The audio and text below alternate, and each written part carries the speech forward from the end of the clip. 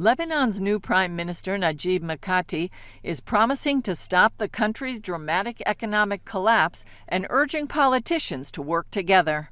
The situation is very difficult, and we all know this, but it's not impossible to deal with it if we cooperate as Lebanese. We have to work hand in hand.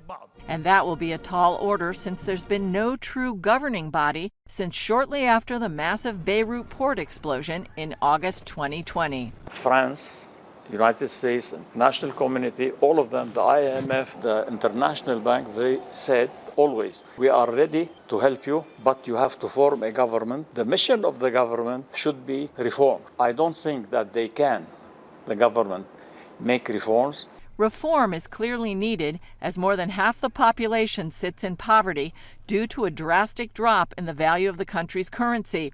That's led to skyrocketing food prices, crippling fuel shortages, and widespread power outages. While a lack of government is part of Lebanon's woes, there's more behind it. We're watching Hezbollah.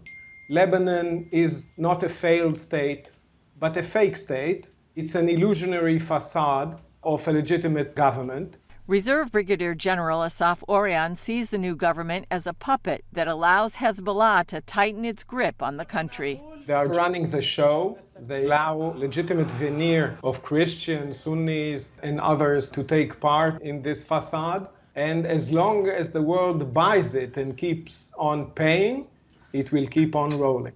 Orion says the West needs to learn from Afghanistan, where for decades the U.S. supported the local government that was then overrun by the Taliban before the Americans even left. Political realities can't be wished into reality. Designate Hezbollah as a terror organization, sanction it, fight it across the whole of government, financially, legally, politically, and if needed, militarily, and recognize reality for what it is. For Israel, the threat is huge. Hezbollah is also the severest military threat to Israel on its borders. The potential for the severest war in the region is between Israel and Hezbollah.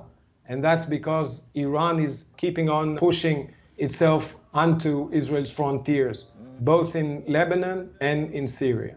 Meanwhile, Israel says Iran is just a month away from having enough material to make a nuclear bomb. Julie Stahl, CBN News, Jerusalem.